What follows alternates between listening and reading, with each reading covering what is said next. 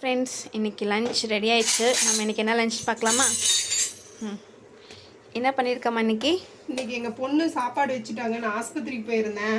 அதனால white rice. கொஞ்சமாக போதும், அவ்வளோ வேணாம். ஒயிட் ரைஸ் வாங்க பார்க்கலாம்.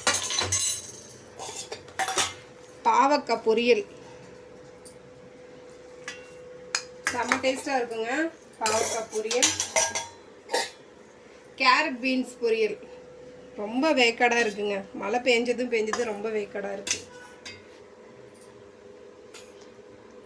போதுமா பொரியல்.